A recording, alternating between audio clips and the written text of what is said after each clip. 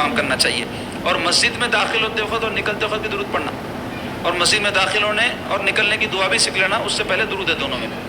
تو یہ چند مقامات ہیں، اور بھی ہیں جس کو ہم کو پیش نظر رکھ کے یہاں پر درود شریف پڑھنے کا اہتمام کرنا چاہیے۔ اب آئیے، درود شریف کے بے شمار برکات ہیں، کیسا عظمت والا ذکر ہے۔ دیکھو آپ، حضرت امام غزالی رحمۃ اللہ علیہ بہت بڑے امام ہیں، فقہ کے، تصوف کے اور بھی بہت سارے علوم کے۔ ان کی ایک مشہور کتاب ہے مکاشفۃ القلوب، نام یاد رکھ لو، اس کے اردو ترجمے بھی ہے، یہ کتاب بھی پڑھنے کی ہے۔ کل بھی ایک کتاب کا نام بولا تھا، پھر دہراؤں گا نہیں، جس کے ذہن میں ہے۔ تو آج ایک کتاب کا نام مکاشفۃ القلوب۔ یہ کئی کو بول رہا ہوں، کتابوں کے نام آپ لے تو فونوں کے عذاب سے چھوٹتے اس کے پیچھے لگے تو، کیونکہ کوئی ایک برا کام آدمی کر رہا، چھوڑنا ہے تو اس کی جگہ اچھا کام لینا نا۔ تو فونوں کی مصروفیت کم ہونا ہو تو کتابوں کی مصروفیت ہونا، یہ بھی آج نہیں رہی ہماری قوم میں۔ سیرت کی کتاب پڑھنے کی فرصت نہیں ہے، فقہ کی کتاب پڑھنے کی فرصت نہیں ہے، اللہ والوں کے واقعات کی کتابیں پڑھنے کی فرصت نہیں ہے۔ فون سب کا بدل ہو گیا۔ فون فون فون، میں اتنا اس واسطے بول رہا ہوں، بہت نقصانات ہو رہے ہیں، اس سے بہت نقصانات ہو رہے ہیں۔ تو اس کے دائرے سے، اس کے چنگل سے جب تک نہیں نکلے ہماری اصلاح ممکن نہیں۔ تو عزیزو، یاد رکھو کہ درود شریف کی اتنی عظمت ہے۔ تو مکاشفۃ القلوب میں ایک واقعہ حضرت امام غزالی نقل فرمایا۔ کیا واقعہ فرماتے ہیں؟ حدیث شریف میں آیا ہے کہ اللہ تبارک و تعالیٰ ایک فرشتے کو پیدا فرمایا، اور وہ فرشتہ کیسا ہے؟ اس کا سر عرش کے نیچے ہے اور پیر جو ہے تحت الثری، یعنی زمین کے آخری طبق میں ہے۔ ایک پر مشرق میں ہے تو ایک پر مغرب میں ہے، اور اس کے پر اتنے فرشتے کے جتنی روئے زمین پر مخلوقات ہیں، تمام مخلوقات کے اتنے پر ہے اس کے، ایسا فرشتہ ہے وہ۔ تو اللہ تعالیٰ اس فرشتے کو حکم فرماتے ہیں کہ بحر رحمت میں غوطہ زن ہو جا۔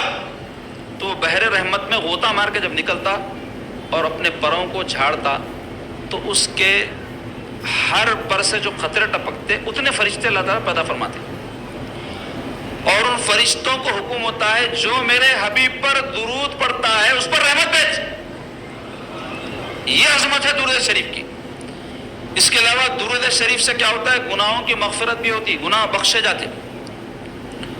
اسی مکاشفۃ القلوب کتاب میں حضرت یہ واقعہ نقل کیا امام غزالی رحمۃ اللہ علیہ، امام حسن بصری رحمۃ اللہ علیہ حضرت مولا علی رضی اللہ عنہ کے خلیفہ ہیں۔ ان کی خدمت میں ایک عورت آ کے بولی، تابعی، آپ تابعی بولتے جو صحابہ کے صحبت یافتہ ہوتے ان کو بولتے ہیں۔ ان کی خدمت میں آ کے ایک عورت بولی، حضرت میری جوان بیٹی کا انتقال ہو گیا، میری آرزو ہے کہ میں اس کو خواب میں دیکھوں، تو کوئی وظیفہ وغیرہ ایسا بدلائیے جس کو پڑھ کے میں اپنی بچی کو خواب میں دیکھ لوں، ذرا میرے دل کو سکون ملتا۔ تو حضرت فرمایا ٹھیک ہے، یہ وظیفہ پڑھو۔ انہیں جا کے وہ وظیفہ پڑھی، بچی خواب میں نظر آئی، مگر دیکھی تو کیا دیکھی؟ بچی بیڑیوں میں، عذاب میں ہے، آگ میں ہے، جہنم میں۔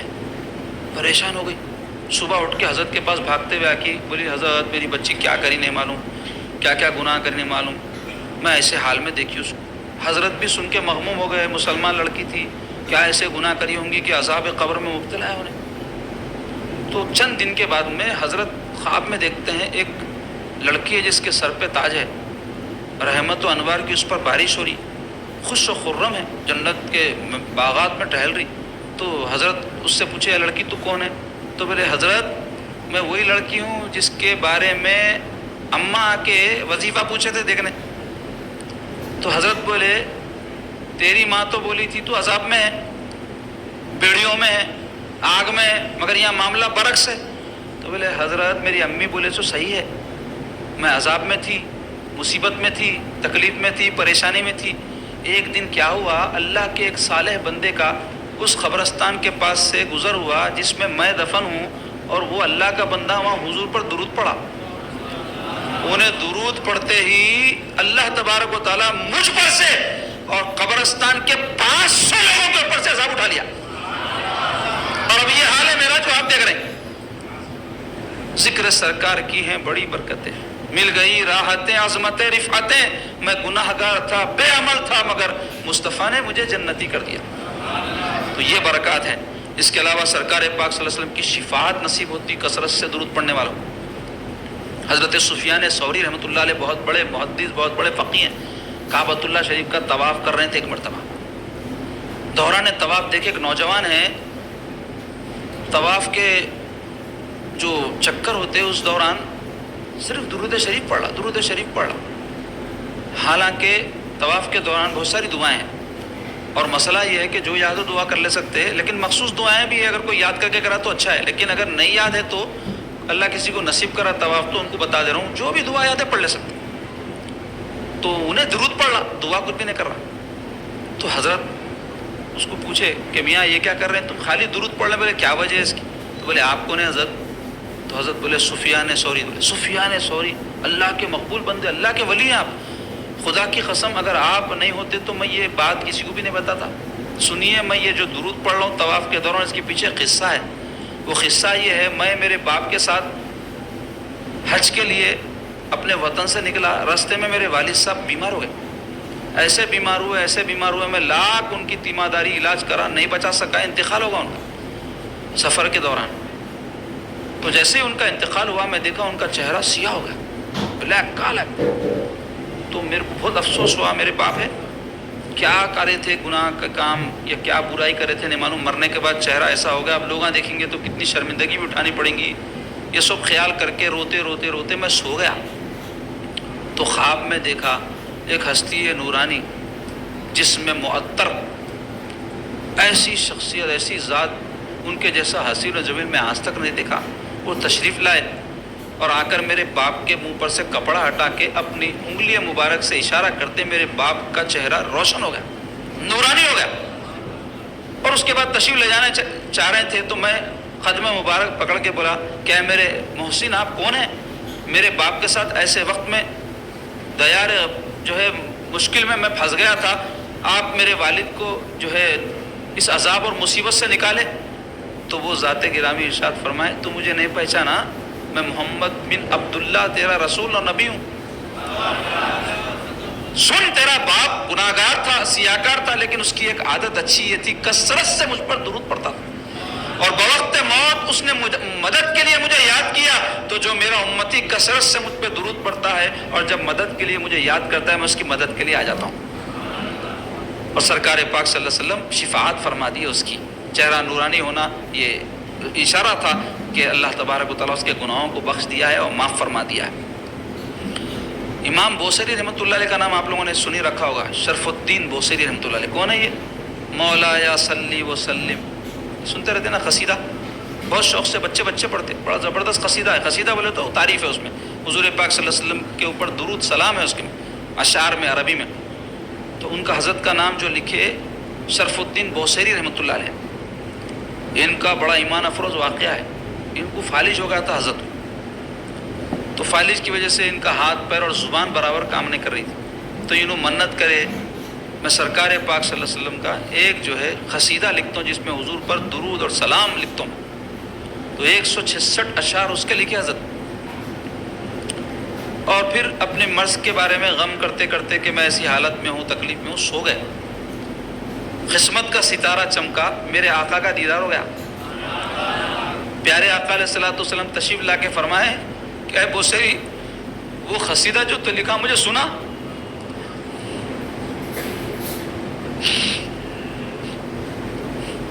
اللہم صلی علی سیدنا محمد وعلی آلہ وصحبہ وسلم۔ تو عرض گزار ہوئے یا رسول اللہ میری زبان کام نہیں کر رہی، فالج کی وجہ سے لکنت آ گئی، کیسا سنو؟ حضور فرمائے سنا۔ تو جیسے ہی سنانا شروع کرے زبان صحیح ہو گئی۔ قصیدہ جب سنائے تو حضور پاک صلی اللہ علیہ وسلم جھومنے لگے۔ تشریف لے جاتے وقت حضور پاک صلی اللہ علیہ وسلم ان کو ایک بردہ عطا فرمائے، چادر کو بولتے، قصیدہ بردہ مشہور ہے نا، برد شریف، قصیدہ برد شریف بولتے نا۔ تو ان کی نیند جب ہوشیار ہوئی تو صحت یاب ہو گئے تھے، اور وہ چادر جو سرکار عنایت فرمائے تھے ان کے ہاتھ میں تھی، اور جب چلتے ہوئے باہر نکلے تو ایک مجذوب صفت بزرگ وہاں دیکھ کے السلام علیکم فرمائے، بولے وہ قصیدہ سنا ہو جو سرکار کو سنا ہے، میں سننا چاہ رہا ہوں بولے۔ تو ایسا مقبول ہو گیا ان کا قصیدہ، آپ دیکھو دنیا میں سب سے زیادہ یہی قصیدہ پڑھا جاتا، ایسی عنایت سرکار پاک صلی اللہ علیہ وسلم کی ہوتی ہے ان پر جو درود پڑھتے۔ بے شمار اس حوالے سے واقعات عزیزو جس میں سرکار پاک صلی اللہ علیہ وسلم پر درود پڑھنے والوں کے لیے جو برکات نصیب ہوئے ان کو وہ بیان کیے گئے ہیں۔ ایسے ہی جو ہے ایک بزرگ تھے، ان کے بارے میں مشہور تھا کہ 40 حج کیے تھے انہوں، 40، اور حج کرتے ہی سرکار کے पास पहुंच जाते थे मदीना शरीफ, और वहाँ जाकर 10,000 मरतबे दुरूद पढ़ते थे रोज़ाना, 10,000 मरतबे। एक साल बीमार हो गए हूँ, तो हज तो मक्के में रहते थे, उन्होंने कर लिए, वहीं मदीना शरीफ हाजिर न हुए। तो ख्वाब में सरकार तशरीफ लाए, और तशरीफ ला के फरमाया क्यों तू मेरे पास नहीं आया? तो उन्होंने अर्ज़ गुज़ार हो, या रसूलल्लाह मैं बीमार हो गया, इस वास्ते हाजिर नहीं हो सका आपके पास। तो सरकार पाक सल्लल्लाहु अलैहि वसल्लम फरमाए कि अल्लाह ताला तुझे सही कर देगा। जब होश मैंने नींद से बेदार हुए, सेहतमंद हो गए थे। तो इससे क्या मालूम हुआ, जो सरकार पे कसरत से दुरूद पढ़ते मेरे आका की तवज्जो हो जाती, उनकी तरफ इनायत हो जाती। इस वास्ते अगर कोई चाहता है कि सरकार पाक सल्लल्लाहु अलैहि वसल्लम की ख़ास इनायत उस पर हो, तो उसको चाहिए रोज़ाना सोते वक्त पूरी दिल जमाई के साथ 100 मरतबे जो भी दुरूद शरीफ आप पढ़ना चाहें, बहुत से ना दुरूद पढ़ने का एहतमाम करना। और भी अजीज़, जैसे मैं कहा, बेशुमार वाक़यात हैं जिससे हमको पता चलता है कि सरकार पाक सल्लल्लाहु अलैहि वसल्लम की कैसी इनायत सरकार अपनी उम्मतियों पर फरमाते हैं, और ख़ास तौर पे जो दुरूद पढ़ते हैं उन पर। क्योंकि दुरूद क्या है, कनेक्शन जोड़ देता। अगर अल्लाह से भी कनेक्शन जुड़ जाता बच्चे का, यानी पढ़ने वाले का अल्लाहुम्मा अल्लाहुम्मा बोलते बोलते, और सरकार के लिए दुआएं करते करते अल्लाह का भी महबूब हो जाता और सरकार का भी महबूब हो जाता। तो हमेशा दुरूद का एहतमाम करना। एक बुजुर्ग क्या करे, सरकार के रोज़े पर पहुँचे, और पहुँचने के बाद में वहाँ दुरूद शरीफ पढ़े, और वो फाखे से थे, और उस वक्त बड़ा कहत था मदीना शरीफ में, खाने के लिए उनको कुछ भी नहीं मिला। तो हुजूर की मुआजा शरीफ के पास कसरत से दुरूद पढ़ते पढ़ते पढ़ते ये अर्ज़ करते हुए सो गए, या रसूलल्लाह मैं आज आपका मेहमान हूँ। क्या अर्ज़ किया सरकार के बारगाह में, या रसूलल्लाह मैं आज आपका मेहमान हूँ। ये बोलते हुए सो गए। तो ख्वाब में क्या देखते कि सरकार पाक सल्लल्लाहु अलैहि वसल्लम तशरीफ़ ला रहे हैं। सीधे तरफ सिद्दीक़ अकबर रज़ियल्लाहु अन्हु, बाएँ तरफ उमर फ़ारूक, और सामने सामने मौला अली है। सैयदना अली आगे जल्दी जल्दी आके फरमाया उठ सरकार आ रहे हैं, खड़े हो जा अदब के लिए। तो खड़े हो गए। सरकार पाक सल्लल्लाहु अलैहि वसल्लम तशरीफ़ ला के फरमाया, मेरे मेहमान ये ले तेरी मेज़बानी कर रहा हूँ, बल्कि रोटी इनायत फरमाए। तो उन्होंने ख्वाब में रोटी खा रहे, आधी खाए थे कि वो तबर्रुक जो था सरकार का इनायत करता, उससे ऐसा शौक़ उनको पैदा हुआ कि इनकी नींद बर्खास्त हो गई। जब बेदार हुए तो क्या देखते कि आधा टुकड़ा रोटी का इनके हाथ में है। तो सरकार पाक सल्लल्लाहु अलैहि वसल्लम उनकी मेज़बानी फरमाती है, सरकार के वो मेहमान बन गए दुरूद पाक की कसरत से। तो अजीज़ों, वाक़यात बयान करता हूँ बैठूँ तो बहुत सारे हैं।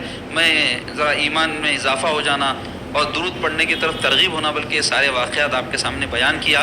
तो आखिर में यही कहूँगा कि अहतमाम करो, घरों में इज्तिमाई तौर पे भी अहतमाम करो, जहाँ मौका मिलता है अहतमाम करो, और पूरे आदाब के साथ। ऐसा नहीं कि तस्बीह चल रही, पढ़ रहे हैं, खा रहे हैं, चिटी ठाटा हो रहा, बातें भी कर रहे हैं, नहीं, पूरे आदाब के साथ, खामोशी के साथ। मजलिस में कोई ऐसी हरकत ना हो जो बेअदबी में शुमार की जाए। हुजूर पाक सल्लल्लाहु अलैहि वसल्लम पर अपने हद्दल मक़दूर कोशिश करो, अपने हस्ब इस्तिताअत जितना पढ़ सकते। ये नहीं बोलूँगा, मैं बोला ना ढेगार हज़रत पढ़ाते थे उतनी पढ़ो बोल के, लेकिन अल्हम्दुलिल्लाह पढ़ लिए, और वो जो पढ़ लिए अब नहीं पढ़ सकते। क्यों? इस वास्ते के अब उतना वक्त, उतनी हिम्मत, उतना जो वो उस वक़्त उम्र के हिस्से में था अब मैसर नहीं है। लेकिन कोशिश ये करना चाहिए कि जब मौका मिले सरकार पाक अलैहिस्सलातु वस्सलाम पर हम कसरत से दुरूद पढ़ें। अल्लाह पाक से दुआ करता हूँ, या इलाहुल आलमी, या अकरमुल अकरमी, हम गुनाहगार सियाकार नापिकार बंदे हैं। अल्लाह हमारी ख़ताओं को मुआफ़ फरमाइए, हमारी लग़ज़िशों को बख्श दीजिए, हमारी हुक्म उदलियों को नज़रअंदाज फरमा दीजिए, हम पे करम फरमाइए, हम पे रहम फरमाइए। ऐ अल्लाह आपके हुए पाक सल्लल्लाहु अलैहि वसल्लम के सदक़े व तुफ़ैल में हमारी दुआओं को कबूल फरमाइए।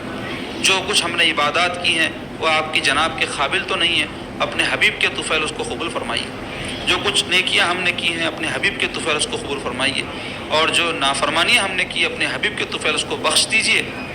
या अल्लाह हम में जो बीमार हैं उनको सेहत व आफ़ियत अता फरमा दीजिए। या अल्लाह हमको ज़िक्र करने वाला, शुक्र करने वाला, कसरत से दुरूद पढ़ने वाला बना दीजिए। ऐ अल्लाह हमारी गंदी ज़ुबान आपके हबीब का इतना पाक नाम हम जो है उसको अपनी ज़ुबान से लेते हैं, तो इस ज़ुबान को किसी भी तरह की बुराई के कामों में मुलविस होने से बचाइए। ऐ अल्लाह ग़ीबत से बचाइए, झूठ से बचाइए, और ज़ुबान से जितने गुनाह होते हैं उन सब से हमको बचाइए। और हुजूर के ज़िक्र की बरकत से हमारे आज़ा को आपके फरमा बरदार बना लीजिए। आपकी इताअत में उठने वाले पैर हमको अता फरमाइए।